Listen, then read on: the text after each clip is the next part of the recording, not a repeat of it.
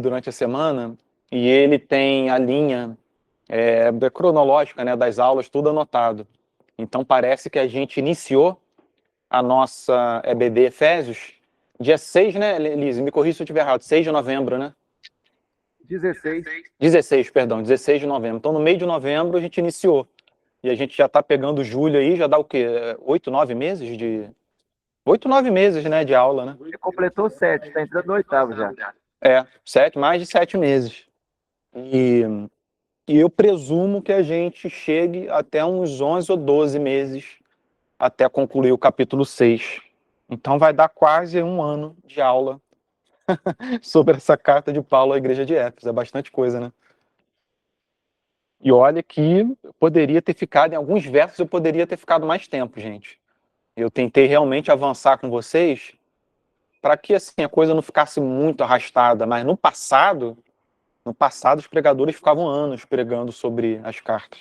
Mas enfim, vamos lá então para o capítulo 5, eu vou fazer a leitura. Eu vou ler até o verso 5, porque eu não acho que a gente vai sequer chegar até ele. Mas, de qualquer forma, eu vou ler. Verso 1 ao 5, vou fazer uma oração e a gente inicia. Todos abriram? Efésios, capítulo 5, verso 1 ao 5. Diz assim: Portanto, sejam imitadores de Deus, como filhos amados, e vivam em amor, como também Cristo nos amou e se entregou por nós, como oferta e sacrifício de aroma agradável a Deus.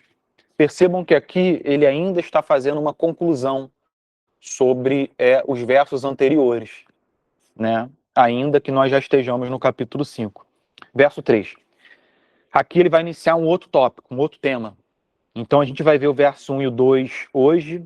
Provavelmente vamos chegar ao 3, mas percebam que ele faz uma mudança de tema aqui, do 2 para o 3. Então, verso 3. Que a imoralidade sexual e toda impureza ou avareza não sejam nem sequer mencionadas entre vocês, como convém a santos. Não usem linguagem grosseira. Não digam coisas tolas nem indecentes, pois isso não convém. Pelo contrário, digam palavras de ação de graças. Verso 5. Fiquem sabendo disto: nenhuma pessoa imoral, impura ou avarenta, porque a avareza e a idolatria tem herança no reino de Cristo e de Deus. E esse verso do 3 ao 5, o meu título aqui, subtítulo, está como o fruto da luz e as obras das trevas. Talvez nos de vocês seja um pouquinho diferente. Mas, enfim, esses são os versos de hoje. Eu vou fazer uma oração e a gente inicia. Pai Santo, muito obrigado, Senhor, por mais um domingo, mais um dia do Senhor. Muito obrigado, porque é um privilégio nos reunirmos em torno da Sua palavra, Senhor.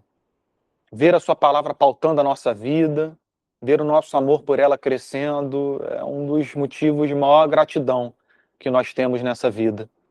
Porque muitos a possuem em seus lares, às vezes ela aberta em cima de um móvel em casa, mas sequer gastam tempo com ela para estudá-la, compreendê-la melhor e tê-la como um verdadeiro alimento. Nós sabemos, Senhor, que nem só de pão viverá o homem, mas de toda palavra que procede da boca do Senhor. E por isso nos reunimos, porque entendemos que é através da sua palavra que nós encontramos vida, Senhor. Por isso pedimos que o Senhor abra o nosso entendimento nessa manhã, o nosso coração, e que a palavra seja como uma semente caindo em bom solo e que dê fruto para a sua glória, Senhor. Esse é o nosso desejo. Abençoe aqueles que não puderam comparecer, abençoe os que estão passando dificuldades, os que estão enfrentando dificuldade na área da saúde, área financeira, na família, Senhor, de uma maneira geral. Que o Senhor conceda a eles força, vigor e resiliência, Senhor, para enfrentar esses momentos de tribulação. Perdoe os nossos pecados, e em nome de Jesus, oramos, Senhor. Amém. Então,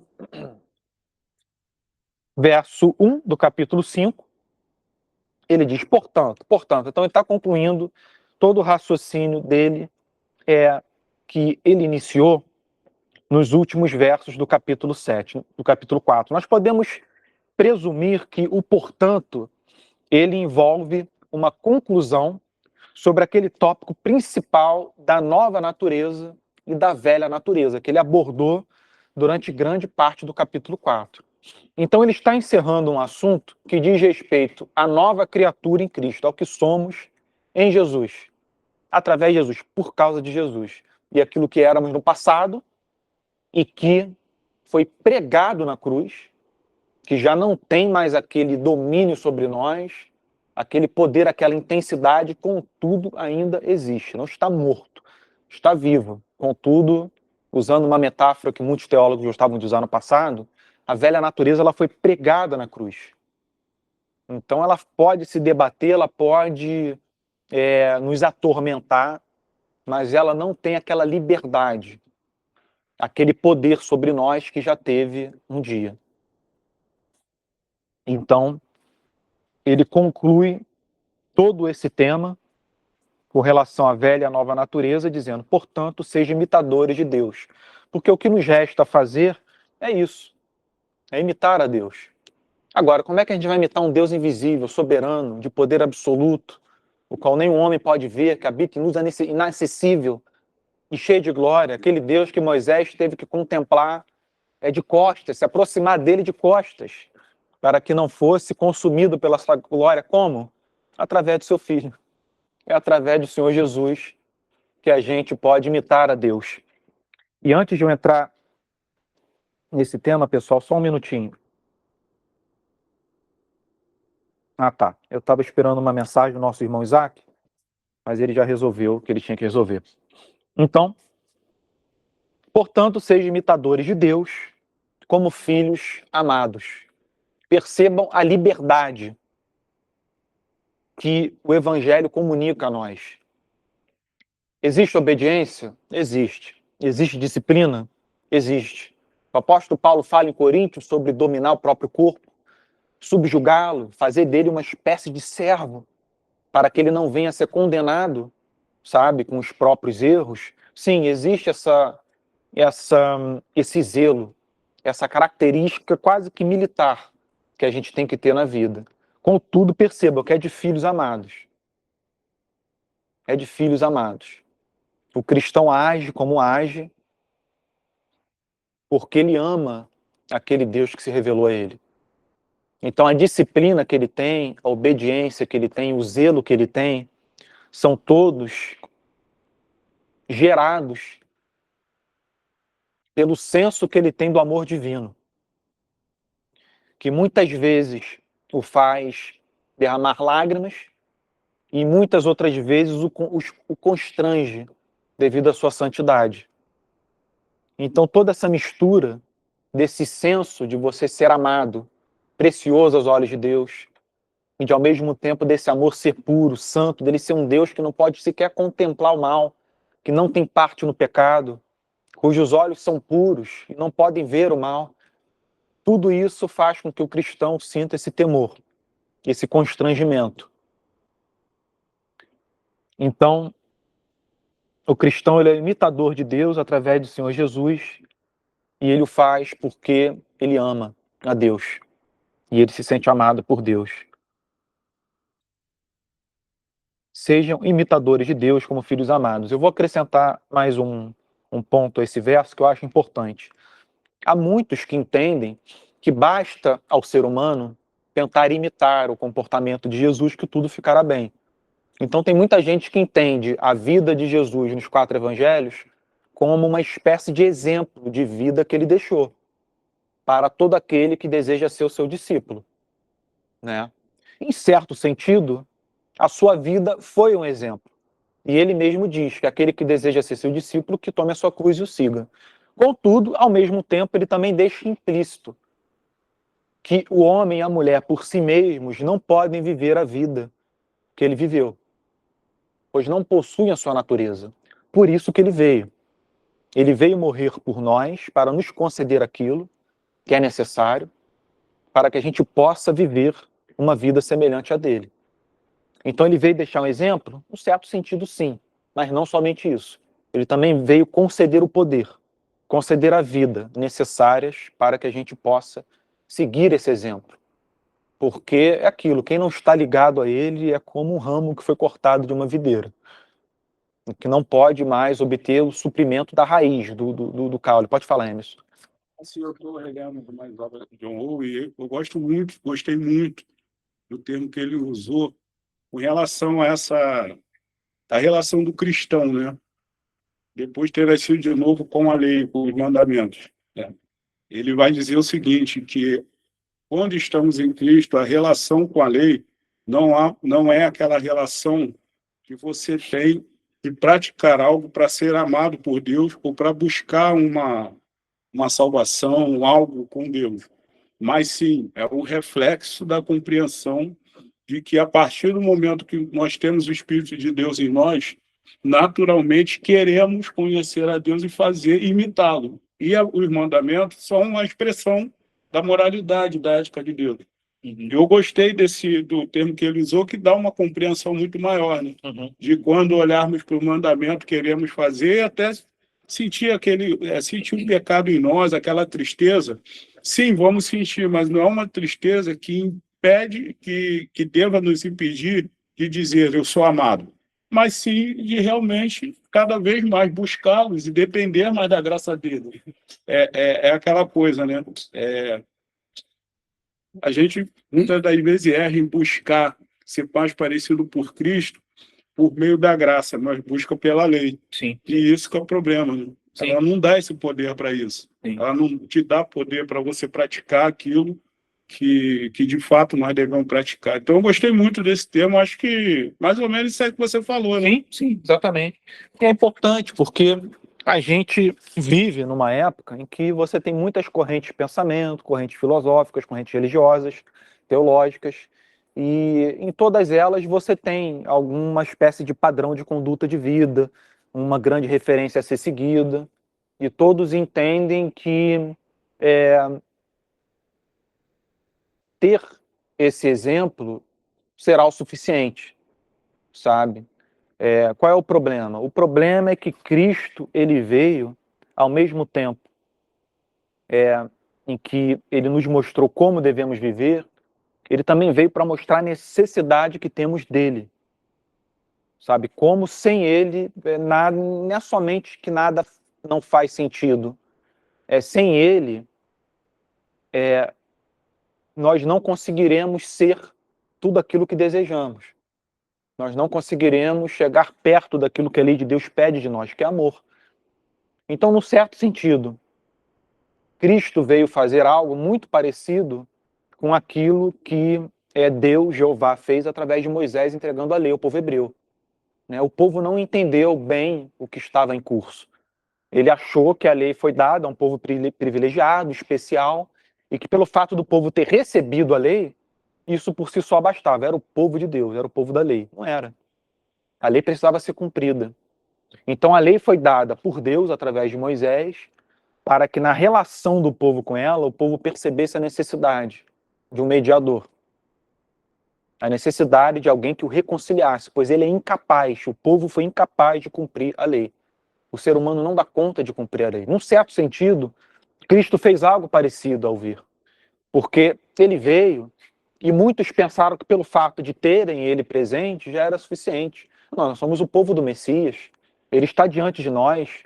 Os judeus não disseram isso para ele, com relação a Abraão. Nós somos descendentes de Abraão. Que história é essa que a gente precisa comer do pão do céu, beber do teu sangue? Nós somos descendentes de Abraão. Então eles pensavam que pelo fato de terem recebido as promessas, de ser o povo da aliança, isso por si só bastava. Mas não. Essa proximidade da luz, muitas vezes, Deus usa com a finalidade de iluminar a extensão, a distância que nós temos dele. Então, quanto mais luz Deus lançar sobre alguém, não é que essa pessoa vai se sentir mais especial e superior ao próximo, não. Ela vai ter iluminado por essa luz a distância que existe entre ela e Deus. E isso a fará buscar por quem? Pelo Senhor Jesus. Isso a fará buscar por alguém que, mesmo sendo um de nós, foi separado do pecado. Que cumpriu tudo. Então, o povo de Deus, ao ter essa luz manifestada sobre ele, iluminando essa extensão, essa distância do caminho entre si e o seu Deus, esse povo busca por um remédio, busca por uma solução. busca pelo mediador. E Cristo sempre se apresenta nos evangelhos como a solução, sabe, como remédio, como aquele que é capaz de aproximar a pessoa do seu Criador. Então, esse verso é mais importante do que parece. Portanto, sejam imitadores de Deus como filhos amados. Verso 2, e vivam em amor. E vivam em amor, como também Cristo nos amou e se entregou por nós. Simples, né? Difícil de praticar, mas simples. Eu tenho para mim que a vida cristã, num certo sentido, ela é simples. É fácil de você entender o que Deus pede de você, é fácil de você entender o que você precisa fazer. O mais difícil de tudo é você se manter entre os dois extremos, ou por assim dizer, no caminho sem se desviar, dentro dessa simplicidade. Porque a gente é facilmente arrastado para os lados e perde de vista essa simplicidade e purezas que Deus pede de nós. Então, quando Paulo diz e vive amor como também Cristo nos amou, é o que ele está dizendo, olha, vocês devem amar o próximo, por mais difícil que seja, porque vocês receberam esse amor de Jesus quando vocês não mereciam. Gente, isso é simples, você ensina a criança no jardim de infância, sabe, no ministério infantil, a criancinha decora, e essa é a solução para os problemas do ser humano. Essa é a via estreita que Deus pede que sua igreja siga. Você deve amar porque você foi amado. E você deve amar da mesma forma que você foi amado. Com esse amor que se compadece, com esse amor que não ama esperando algo em troca. Você recebeu de graça. Você vai amar os outros esperando que eles te entreguem alguma coisa em troca? Isso não faz sentido, né? Então, na teoria, sabe, na doutrina, na letra, é muito fácil de compreender. O evangelho é algo simples. O que é difícil? O que é difícil é se manter nessa linha. O que é difícil é amar, com esse amor perdoador, com esse amor misericordioso.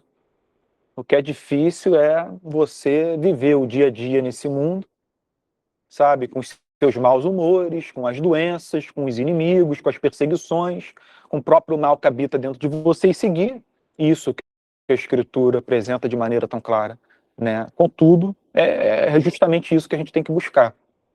A centralidade do Evangelho da vida cristã é essa, que nós reproduzamos esse amor através do qual nós fomos alcançados.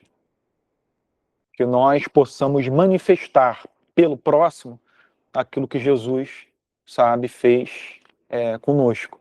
E por isso que ele usa tantas metáforas em algumas parábolas sobre, na verdade, foram analogias, né, que ele fez com credores e devedores, sabe, com senhor e servo, e tudo isso para mostrar que aquele que verdadeiramente recebeu do seu amor, que o conheceu, vai ter que ser, necessariamente, como alguém que tinha uma dívida, que foi perdoado e que por isso vai ser capaz de perdoar, sabe, dívida que outros possuem com ele, sabe? Não significa que você vai ser um banana, um tolo, mas aqui diz respeito a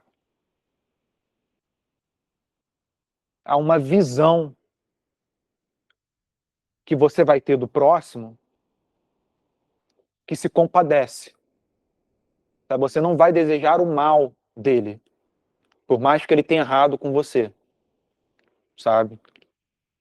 Então, e vivam em amor como também Cristo nos amou e se entregou por nós, como oferta e sacrifício de aroma agradável a Deus. Então aqui ele pega uma linguagem do Antigo Testamento, dos sacrifícios que aconteciam durante o período dos rituais e cerimônias do povo hebreu, e diz que aquilo era uma sombra do que Cristo haveria de fazer pelo seu povo, pela igreja.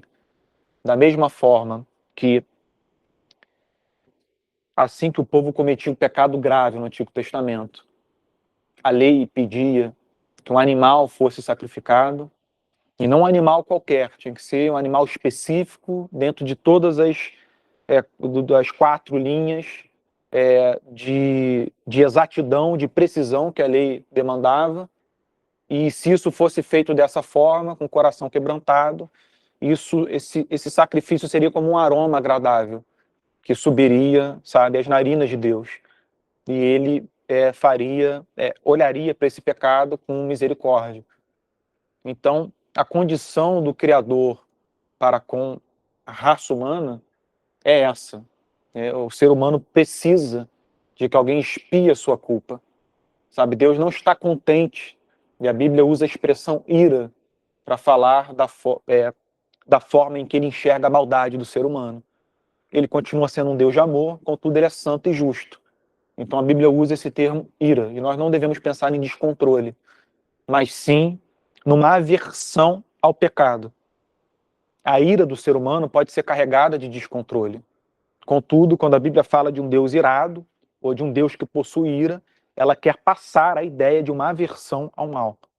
Uma aversão à morte, à exploração, ao abuso, sabe, às guerras, à idolatria, à aversão.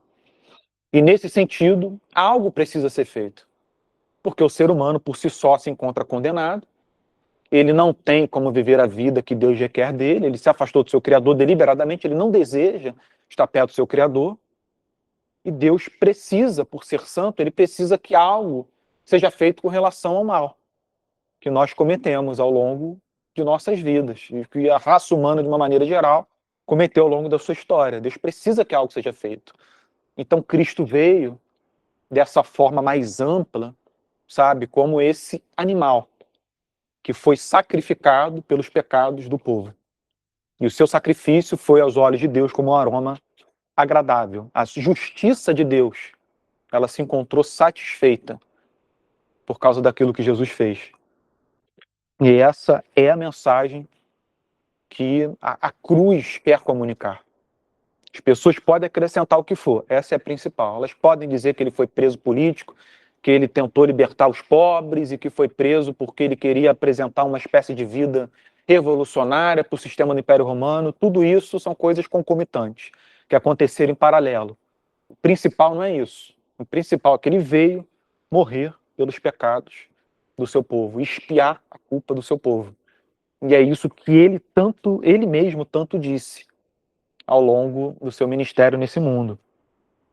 E é isso que toda a Escritura também profetizou a respeito da sua vinda, de que ele viria perdoar os pecados dos seres humanos. Então ele se entregou por nós como oferta e sacrifício de aroma agradável a Deus. E é interessante, o apóstolo Paulo, isso está incluído em toda essa ideia de nós sermos imitadores de Jesus. Então, Pedro, o que tem a ver esse sacrifício, esse aroma agradável? Como nós devemos imitar a Cristo nesse sentido? Nós haveremos de nos sacrificar pelo quê? Que aroma é esse agradável que a gente pode proporcionar? Olha, não há como viver uma vida de amor nesse mundo sem que isso lhe custe caro, sem que isso lhe desgaste, sem que isto faça com que você queime e derreta como uma vela. Você vai queimar de amor, mas o que acontece com a vela à medida que ela queima? Ela vai derretendo, até o momento em que a sua história se acaba. É para isso que Deus nos chama. É esse sacrifício contínuo de um amor sacrificial. Sim, Emerson, pode falar. Aquilo que os apóstolos falam, né? Lá no livro de Atos, de sermos participantes do sacrifício de Cristo. Do sacrifício não, perdão, dos sofrimentos de Cristo. Seria isso, né, no caso? Sim, exatamente. A gente tem que ser participante dos sofrimentos de Cristo, e lembrando de que a mesma relação que o mundo teve com ele teve com o mundo, ela vai se reproduzir na vida do cristão verdadeiro. Sabe, vai haver uma espécie de inimizade, tem que haver. Porque o mundo, desde o início da sua história, odiou todos aqueles que se apresentaram ou viveram como servos de Deus. Isso começa com a história de Caim e Abel. O motivo de Caim ter matado Abel foi religioso. E a Bíblia é muito clara sobre isso. Uma inveja religiosa, porque a Bíblia simplesmente diz que a oferta de Abel foi aceita por Deus. Como foi aceita, a gente não sabe.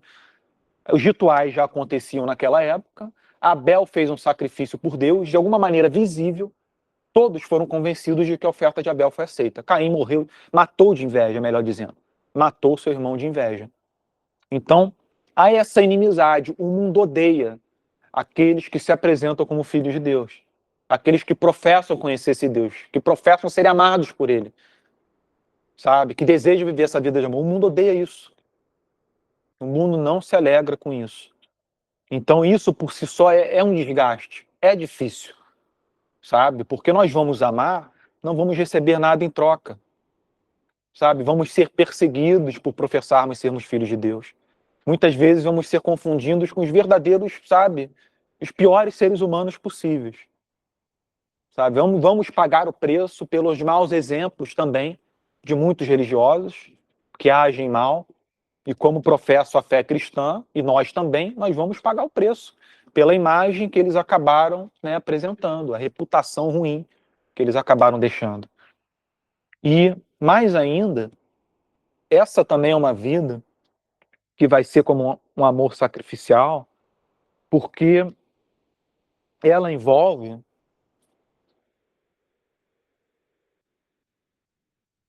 uma espera por uma retribuição, um galardão, que esse mundo não pode dar. As pessoas, em geral, elas fazem o que fazem de bom nesse mundo. Vamos pensar nos não cristãos. Eles fazem o que fazem de bom nesse mundo, visando algo que o mundo possa oferecer. Sabe? Seja uma estabilidade financeira, seja uma boa reputação, seja você ser tido em autoestima, reconhecido e respeitado por tudo que você fez, por tudo aquilo que você se dedicou. O cristão não se importa com os aplausos. Ele não se importa. Ele vai expressando esse amor sacrificial com um sentimento de indignidade. Um sentimento de que ele não merece, sabe, ser respeitado, admirado, ou ter uma boa reputação por isso. O cristão não deveria se preocupar tanto com a reputação como muitos se preocupam. Esse é o ponto. Ah, mas Pedro, mas como assim? Pegue o livro de Hebreus, capítulo 11, o que está escrito lá sobre os heróis da fé? Eles foram ignorados, rechaçados, perseguidos, alguns presos, torturados, mortos, viveram como errantes pelos desertos, pelas cavernas, pelos antros da terra, sem encontrar uma cidade que entendessem ser a sua cidade final. E o que a Bíblia diz?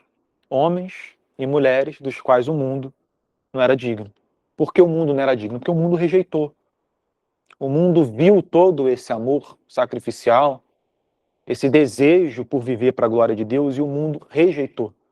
O mundo falou, não quero ter parte com isso. Por isso o escritor diz, o mundo não era digno dessa gente. O mundo nunca será digno do povo de Deus. Esse é o ponto. Então, percebam, não é pouca coisa ele dizer que nós devemos imitar a Deus, e especialmente usar o termo sacrifício. Paulo está pensando no sofrimento que acompanha a vida cristã, sem sombra de dúvida, e que ele mesmo tinha na sua própria vida. Né? Deveria surpreendê-lo, sabe? Eu imagino ele se surpreendendo com a quantidade de perseguições que ele sofria, com a quantidade de resistência que ele observava em cada cidade que ele parava. Devia ser algo impressionante, ele devia falar, meu Deus, sabe? É impressionante. As pessoas não aceitam o que eu tenho a dizer. Sabe? Elas querem me ver morto. Às vezes, o livro de Atos apresenta ele espantado com a revolta. Se vocês lerem com cuidado, vocês vão perceber que ele ficava assustado com o ódio que tão facilmente era despertado nas pessoas. E às vezes o livro de Atos vai apresentar ele vai apresentar ele dizendo: mas por que vocês têm tanta raiva de eu pregar a ressurreição? Qual o problema de Deus ressuscitar pessoas? Isso é grande demais para Deus? E você percebe ele falando nesses termos, né? Ou em outras ocasiões em que simplesmente ele viu uma confusão tal que ele fazia com que um grupo fosse levado contra o outro, para que ele pudesse escapar, como ele fez com os saduceus e os fariseus, enquanto ele estava diante do governador Festo. Né? Saduceus e fariseus querendo vê-lo morto, discutindo entre si, ele diante do governador, e ele diz, olha, eu estou aqui por causa da ressurreição. Aí quando ele falou isso, os saduceus começaram a brigar com os fariseus. E ele escapou daquele momento de confusão total, porque os saduceus não acreditam em ressurreição, os fariseus sim, né? Não acreditavam, os fariseus sim. E eles começaram a discutir teologicamente. E isso fez com que tudo fosse anulado ali naquele momento, aquela audiência ali. E Paulo, né, continuou preso e foi só ser ouvido em outra ocasião. Mas, assim, era uma confusão, era uma animosidade tal que o deixava espantado. Ele fala sobre isso a Timóteo, por exemplo. Quando ele escreve a Timóteo, ou foi os Tessalonicenses, acho que foi os Tessalonicenses, que ele disse o seguinte: olha, eu não quero que vocês ignorem, foi os Tessalonicenses, a primeira carta de Paulo aos Tessalonicenses, eu não quero que vocês ignorem a gravidade da perseguição que nós sofremos na nossa viagem pela Ásia Menor, que foi a primeira viagem missionária dele. Porque, irmãos, excedeu as nossas forças, ele diz. Excedeu as nossas forças. Nós tivemos a sentença de morte sobre nós. Tivemos a sentença de morte sobre nós. E nessa viagem, foi a viagem que ele foi apedrejado e largado na beira da cidade, nas margens, como morto. Acharam que ele tinha morrido. Tão grave foi o apedrejamento, mas ele não tinha morrido. Então ele falou: olha, nós tínhamos a sentença de morte sobre nós. Assim se deu a nossa viagem missionária. E eu não quero que vocês esqueçam disso, porque foi algo muito sério. Aí ele diz o motivo. E Deus permitiu que assim fosse, irmãos, para que nós não depositássemos a nossa confiança em nós mesmos, mas no Deus que ressuscita os mortos. Impressionante. Então, essas dificuldades, esse sacrifício do qual ele fala aqui nesse verso 2, e que ele viu na própria vida, é algo duro, é difícil, mas ao mesmo tempo é importante para a vida da igreja. Porque é nessas circunstâncias que, em geral, a igreja vai se voltar totalmente a Deus e depositar a sua confiança nele. Nossa condição é tal que quanto mais seguro estivermos, pior será para nós. Seguro, eu digo, quanto mais seguros estivermos numa condição favorável, numa condição de ausência de tribulação, de saúde, de bonança, de grana, pior será para nós. E a igreja, ela floresce no Antigo e no Novo Testamento, no deserto, em meio, sabe, aos espinhos, sabe, na luta contra as feras. É nesses lugares que, em geral, a igreja floresce. É nesses lugares em que a cidade, ela é como uma cidade edificada sobre um monte. E a igreja é como uma lâmpada colocada em cima de uma mesa, ilumina toda a casa. Então, alguma dúvida até aqui, pessoal? Antes da gente passar para o verso 3? Não? Ninguém de casa? Então, vamos fechar por aqui então esse verso 1 e 2 e vamos iniciar o verso 3. Aqui a gente entra num outro subtópico. Aqui no meu está o fruto da luz e as obras das trevas. Talvez o de vocês difira um pouco. Eu estou usando a NAA. E o verso 3 diz assim: que a imoralidade sexual e toda impureza ou avareza não sejam nem sequer mencionadas entre vocês como convém a santos. Gente, isso aqui é surreal. Se ele falasse só de moralidade sexual, já seria muita coisa, mas ele acrescenta avareza. E é muito interessante ele juntar a avareza com a imoralidade sexual. Sem sombra de dúvida, o que ele está dizendo é que, em geral, aqueles que mais recursos recebem nessa vida e que, por esse motivo, desejam aumentar ou concentrar mais ainda a sua riqueza, em geral, são aqueles que, com mais facilidade, sabe, satisfazem a própria carne. São aqueles que mais facilmente, sabe, vão buscar os prazeres sexuais. Por isso que ele apresenta os dois juntos. Mas por que, Pedro, você diz isso? É grana. Grana compra muita coisa. Muita gente se vende por causa de dinheiro, né? A quantidade, por exemplo, e aqui, perdão se eu desrespeitar alguém, mas de mulheres bonitas com homens feios e ricos é chocante, né? E que a imoralidade sexual e toda a impureza ou avareza não sejam nem sequer mencionadas entre vocês.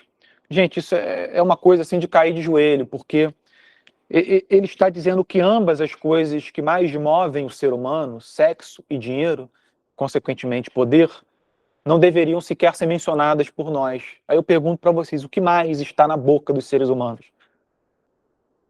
Tem alguma coisa que rivalize com sexo e grana na boca dos seres humanos? Vocês escutam taxistas, motoristas, sabe, advogados, juízes, médicos, jogadores de futebol, cantores, músicos, vocês escutam alguém falar sobre mais coisa, mais temas do que esses?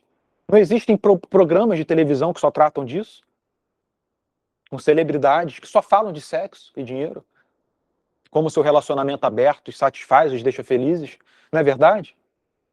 Tem alguns programas que falam disso até hoje. Então, o que ele está dizendo é que isso não deveria nem sequer ser mencionado por nós. Ou seja, o cristão deveria ignorar essa conversa que gira em torno de sexo. E não somente isso. Ele deveria ignorar totalmente a conversa que gira em torno de enriquecimento. E eu nem sei, para mim talvez isso seja até mais difícil. Por que, Pedro, é mais difícil? Porque no nosso ambiente religioso, nesse ambiente de igreja, pode ser mais fácil de se evitar falar sobre sexo do que sobre grana. Porque para muitos, se você fala sobre grana e enriquecimento, isso por si só não é pecado. Você pode estar desenvolvendo uma mentalidade empreendedora, buscando ser um bom administrador. Então, a avareza ela é muito mais facilmente mascarada do que o discurso simples e puro sobre sexo. Então, talvez, muito provavelmente, é mais difícil a avareza. A gente mencionar ou a gente afastar esse discurso sobre dinheiro de nós, do nosso meio, do que o discurso sobre sexo. Sexo, as pessoas, é claro, fica em silêncio na igreja, às vezes a vida no secreto, sabe? É uma completa sujeição a isso.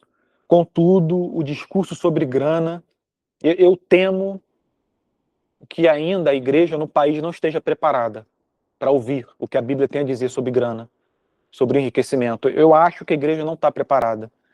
Nós temos muitos pastores ruins e que possuem uma vida muito luxuosa e que validam, através das suas vidas, da sua teologia e interpretação bíblica, esse tipo de vida. Então, dizer para um pastor desse que tem uma vida luxuosa, um salário de 1 milhão, como um certo pastor de São Paulo tinha, ou tem ainda, dizer para esse pastor desenvolver um raciocínio ou expor um verso como esse, em que Paulo fala que a avareza não deve nem ser mencionada por nós, não existe essa possibilidade. Ele é milionário.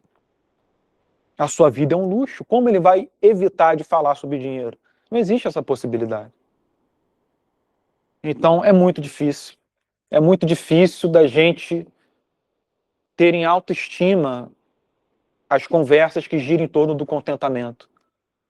De você simplesmente, sabe, ser como aquele rei, eu acho que era o Lemuel, Provérbios 30 ou 31, em que ele diz, Senhor, não me dê muito, sabe, para que eu não me ensoberbeça, e não me dê pouco para que eu venha roubar ou tentar ti.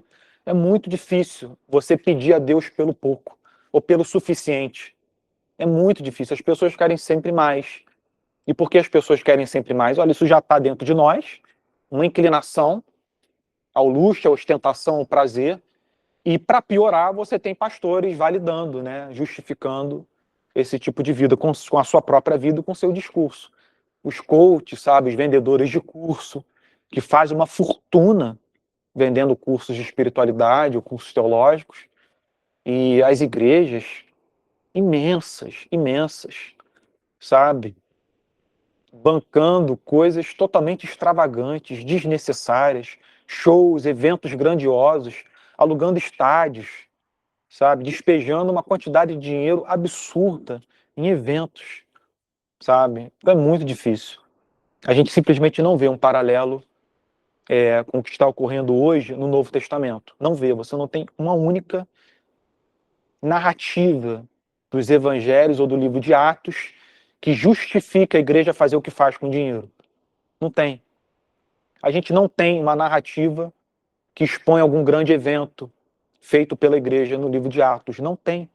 A igreja vivia uma vida modesta, que girava em torno da palavra, da pregação e do amor cristão. É isso. E o pior, vou abrir para vocês, o pior, não tem relato de evento evangelístico no livro de Atos. E com isso eu não estou condenando evento evangelístico.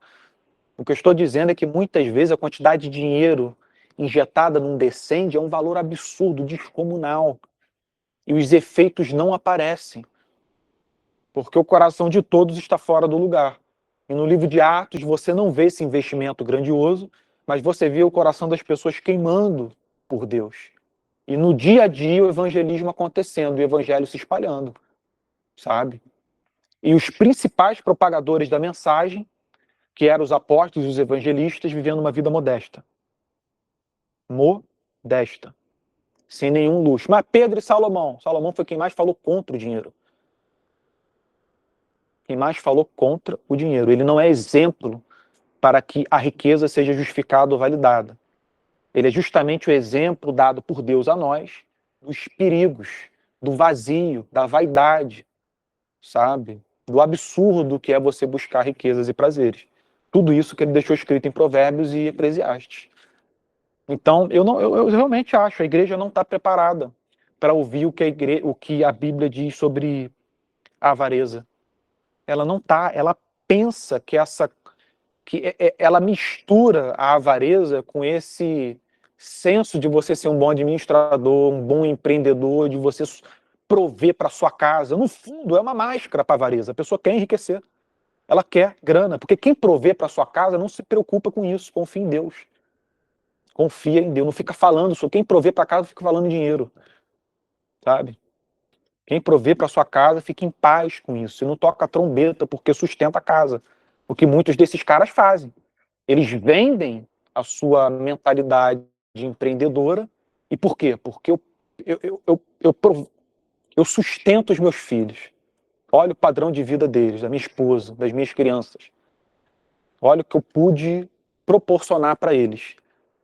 E por isso, sabe, vocês devem seguir essa mentalidade que eu tenho, para que vocês possam fazer a mesma coisa. Gente, servo de Deus não toca trombeta pelo que faz. Ele faz de maneira espontânea, livre, autêntica, sabe? Ele não faz esperando aplauso, muito menos desejando vender o seu modelo de vida para enriquecer. Sim, pode falar, Emerson.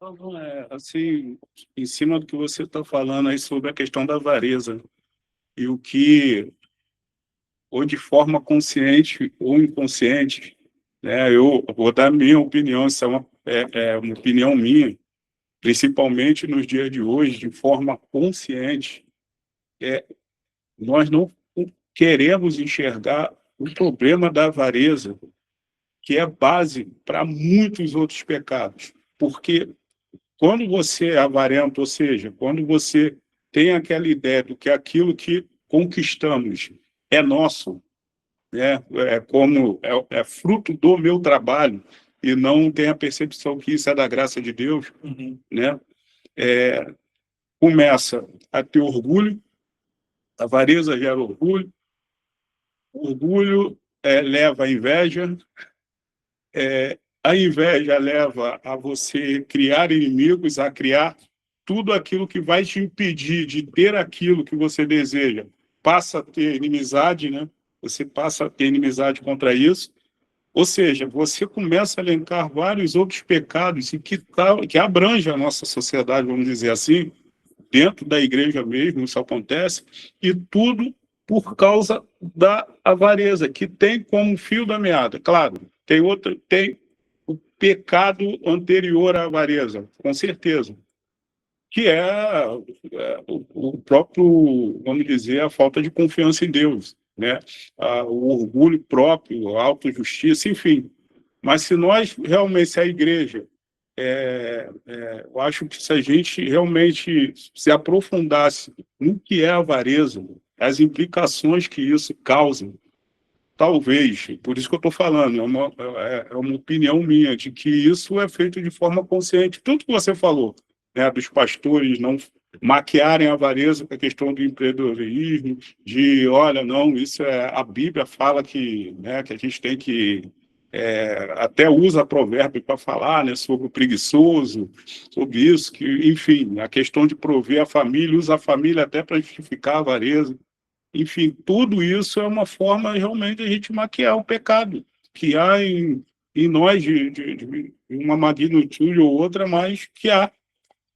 Que é um problema muito sério, e que Paulo fala uma coisa aqui que eu acho que vai criar o ódio do mundo, principalmente de pessoas religiosas, porque parece que não é, vamos dizer, um grande pecado em relação a racismo, em relação a preconceito, enfim, diversas outras narrativas que tem hoje, e que está elencado às vezes numa coisa, inveja, avareza, arrogância. Então, assim, é algo muito sutil.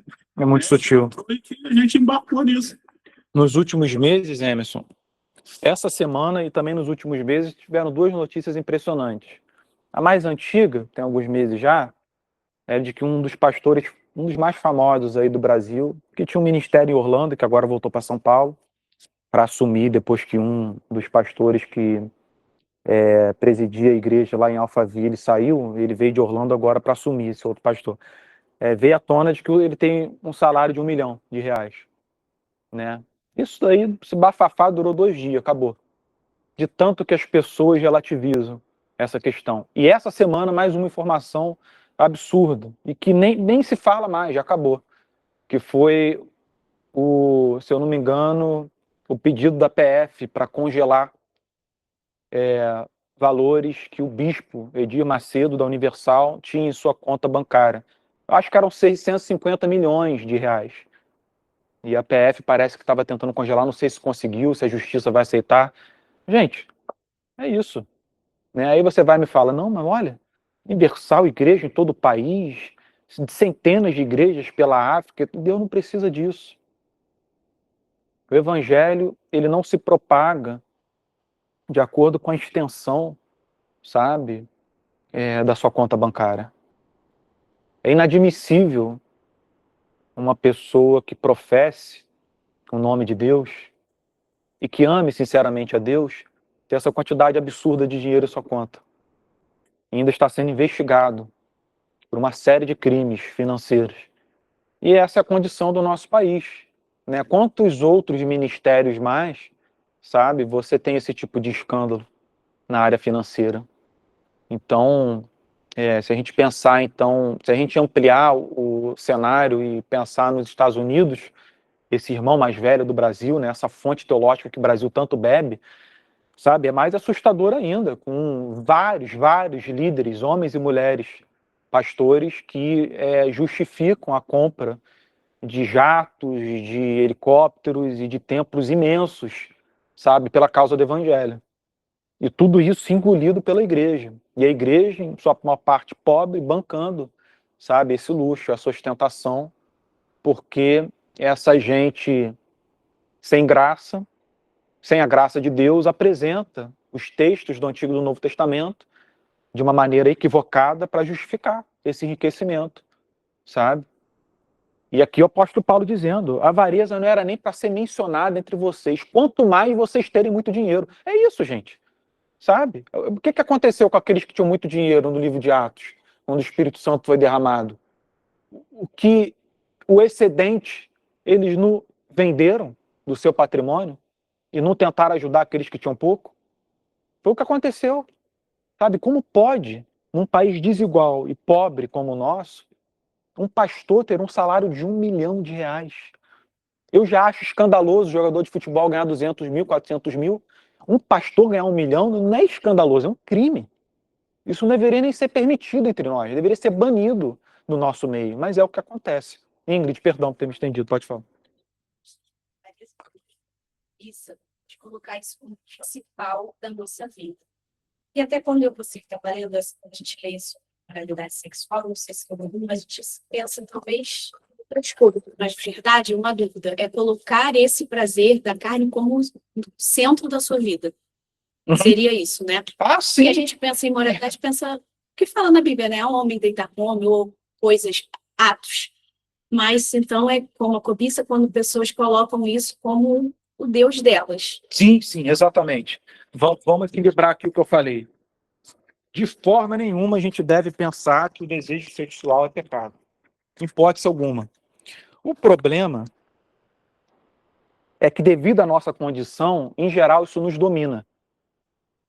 Então, o ser humano, o homem e a mulher, não se satisfazem uma vez ou com uma pessoa, sabe? Ele deseja satisfazer esse desejo, sabe, com muitas pessoas. Um dos principais pecados que a Bíblia descreve logo nos primeiros povos e que antecedeu justamente o dilúvio, um dos principais era o fato dos homens tomarem as mulheres que eles queriam para si.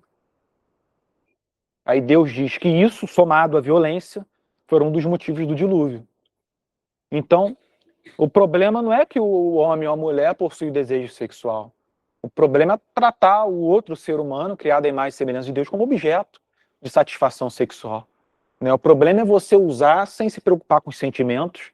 O problema é você tornar como ordinário, como vulgar, algo que Deus nos concedeu para ser muito especial entre você e aquele que você ama, ou aquela que você ama, né?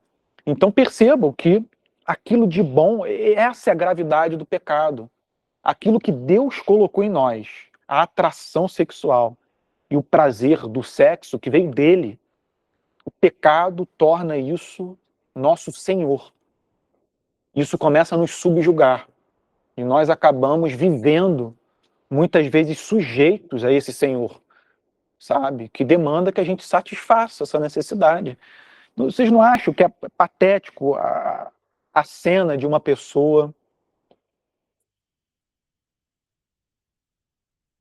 diariamente se satisfazendo ao ver, né, filmes pornográficos? Isso não é patético?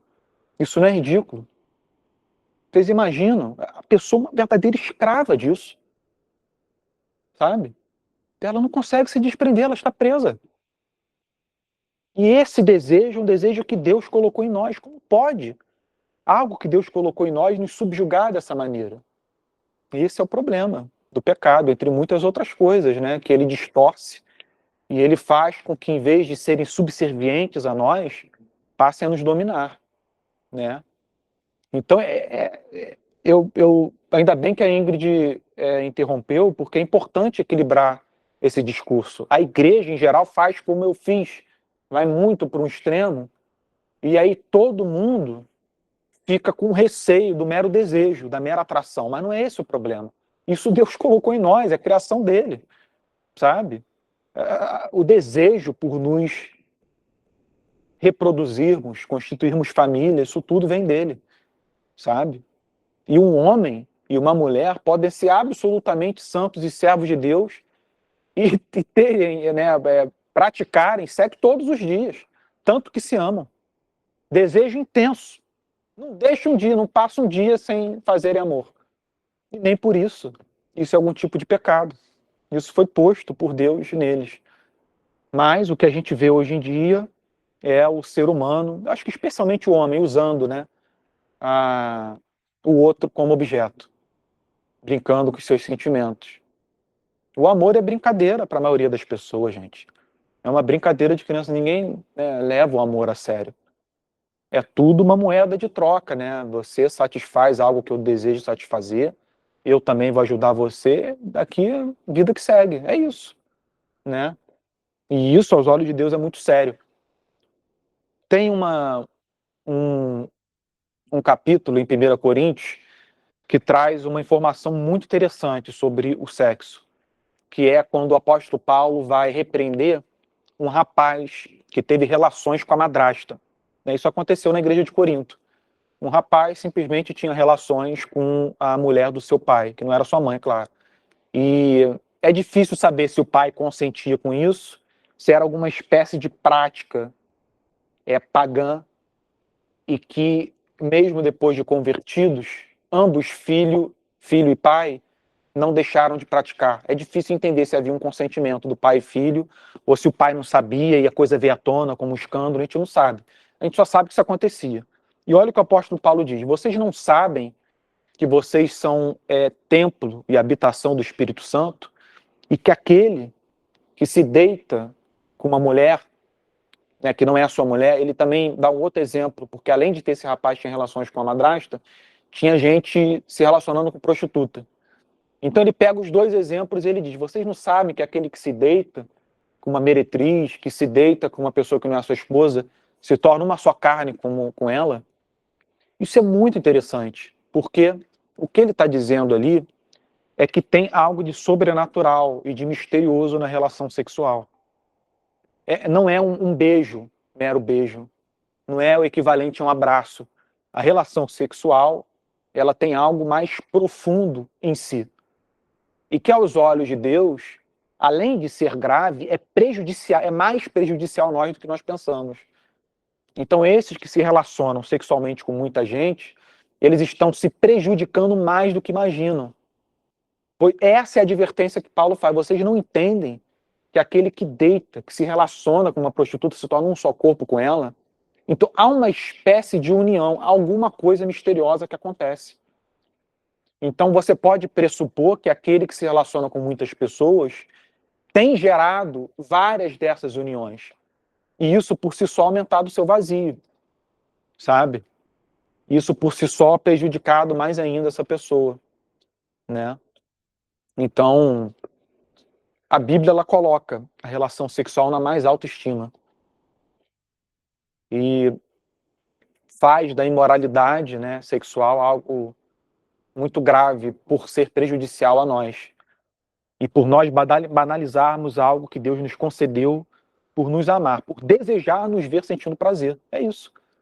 Deus concedeu o prazer sexual a nós por se alegrar de ver o homem amando a mulher e a mulher amando o homem e manifestando esse amor dessa forma. Por isso ele concedeu o prazer. Pois para ele é agradável ver duas pessoas, um casal que se ama, manifestando o amor dessa forma. E de repente um filho, uma filha nasce. E Deus vê a alegria do pai, a alegria da mãe. E a criança cresce, a família floresce, depois vem outro filho. Gente, é simplesmente maravilhoso. E a imoralidade sexual é o quê? É o oposto disso, é a destruição disso. É a destruição disso. É a família destruída, é o homem se prejudicando, a mulher se prejudicando, a criança sendo prejudicada, né?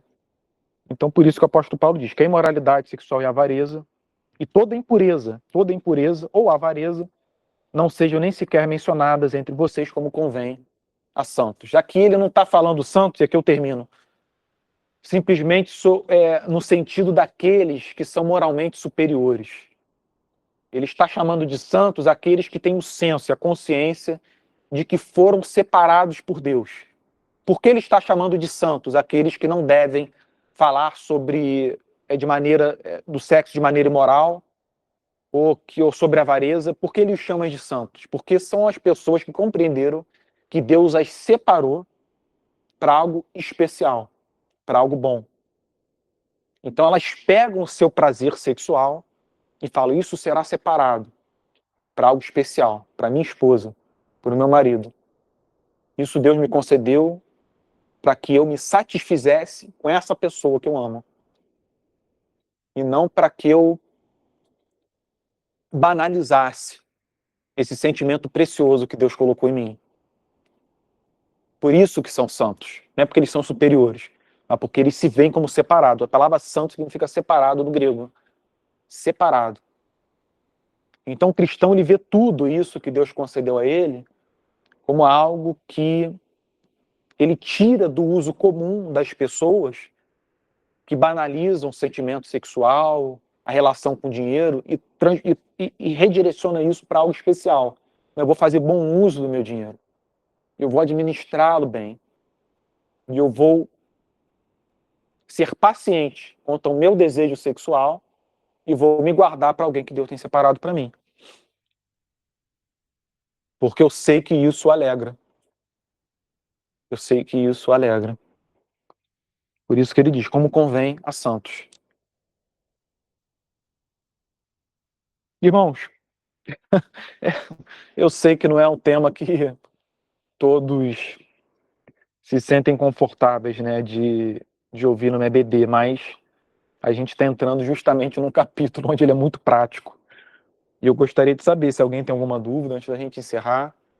Ele ainda vai falar Pedro. mais. Oi, pode falar, Lud. Oi.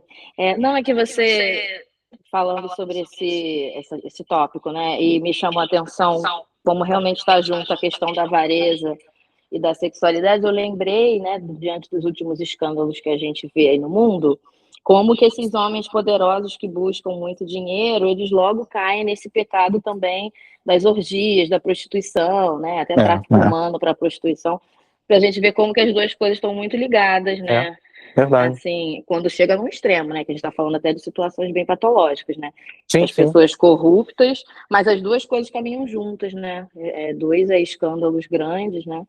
Que a gente viu nos últimos anos e meses, que envolvem justamente esses dois lados, né? Me lembrei disso. É quase que impossível ver um separado do outro, né? Quando você Pois tem é. escândalo a respeito de riqueza, você tem algo sexual envolvido. Quando você tem algo sexual envolvido, você tem também algo relacionado a dinheiro. Pode falar, Márcio, querido. Então, só para acrescentar o que você falou sobre prática da pornografia, sobre que, além de ser pecado, é algo que faz mal à própria mente da pessoa. Até médicos especializados em saúde mental falaram que a prática da pornografia ela causa um dano no cérebro até muito parecido com o de álcool e de drogas. O vício de pornografia ele é tão danoso quanto o vício de álcool e de drogas. Mas estou falando que não é nem a questão só do pecado, a questão de que causa um dano à mente da pessoa. E a pessoa que se acostuma com isso, ela acaba não conseguindo ter uma vida sexual saudável com outra pessoa. Já ouvi falar disso. É verdade, eu também. Também já vi estudos, notícias sobre isso. Pode falar, Ingrid. Só um minutinho. Rapidinho, Pedro. É porque o pecado faz isso, né, Márcio? Não é que não é uma questão de pecado. Não, o pecado ele destrói a gente, ele tira a nossa saúde, o nosso prazer, né? Então é pecado porque causa esses danos. Sim, verdade. E essa distorção que a pornografia vai fazer do sexo, eu acho que é algo muito prejudicial para quando a pessoa encontrar, né, uma mulher ou um homem que ame e vai ficar com essa noção que durante tantos anos acabou se consolidando do que é o sexo na pornografia e que na realidade não é. Ali algo é vendido e que não é a coisa real, né? E eu acho que isso também é muito prejudicial. Pode falar, Ingrid. Até porque você falou que não costume falar, mas se até você está aqui tão bem enfatizado, né, da gente naturalizar, eu acho que é costume, às vezes, falar mais em reunião de jovens, das pessoas que estão, aquele grupo menor, mas isso até que ele falou, saiu realmente um estudo, porque a gente fala muito dos jovens que estão começando, mas muitos casos de relacionamentos de marido e mulher que já estão, e como a pornografia atrapalhava esses relacionamentos, porque os maridos acabavam, a maioria homens, né, mas podemos botar para os dois lados, acabava o vício tanto nisso que as relações acabavam sendo destruídas, porque não tinham mais os prazeres com suas mulheres. Sim. Porque não, com certeza não era a mesma coisa, não era o que eles buscavam, não era o que eles estavam esperando. Então, realmente, até o que o irmão falou, eu tinha visto recentemente algo que passava que acabava sendo algo como religioso, de proibido para a juventude, que virou até algo se tornando algo de saúde pública, para já casados, né, de algo que acaba realmente destruindo relações. E às vezes a gente falando, o dinheiro acaba sendo mais fácil falar, eu acho que foi muito quando você falou, mais mascarado, mas eu acho que essas outras coisas mais minuciosas estão no coração das pessoas, que às vezes não tem esse ambiente, né, de ouvir, que é verdade, aí já fica mais retraído, mas não ouvir. Até numa outra igreja que participava de uma reunião de jovens, estava sendo bem tratado esse assunto, que estava muito em alta, com os meninos, né, virando realmente um problema de saúde, né, desse vício. Na minha experiência com jovens, até hoje, a maioria sofre com isso e tem dificuldade com isso. É muito comum, especialmente pela oferta, né, ser imensa, né, por causa dos smartphones, das redes sociais, e é uma batalha. E lembre-se daquilo, para que eu termino, porque a gente passou um pouco do horário, lembre-se de que o cristão, ele não vai ser aquele que vai ser o vitorioso com relação a essas coisas. A Bíblia não apresenta o cristão como aquele que não cai. A Bíblia apresenta o cristão como aquele que resiste. Por isso que Paulo diz em Gálatas porque a carne milita contra o espírito contra a carne, para que vocês não façam o que seja do desejo de vocês. Então o cristão ele vive essa tensão, e é o Espírito Santo que vai ajudá-lo a resistir nessa luta contra a carne. Então, cristãos, os mais belos que vocês possam imaginar hoje no mundo, estão enfrentando batalhas com relação a essas coisas. Eles não são piores por causa disso. Na verdade, aquele que resiste, aquele que enfrenta a batalha com mais ardor, sabe, que está nessa luta assim, mais intensa, pode ser justamente uma das melhores pessoas, uma das pessoas que mais ama Deus. Porque é o amor por Deus que muitas vezes faz a pessoa resistir mais intensamente e não se entregar, né, à coisa. Então é isso, o cristão é aquele que resiste, ele não é aquele que não cai.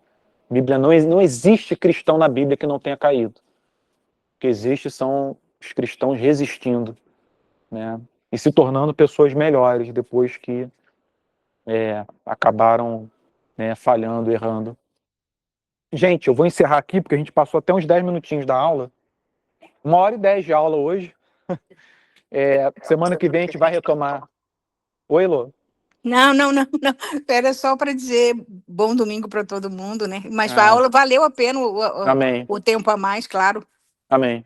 Domingo que vem a gente vai retomar esse tema. Tem muito ainda para falar sobre isso, porque esse capítulo aborda muito isso, e eu tenho certeza que vai ser muito importante para a gente falar com franqueza sobre essas coisas, sabe? Sem tabu, sem nada. Então, gente, um abraço forte em vocês, um bom culto.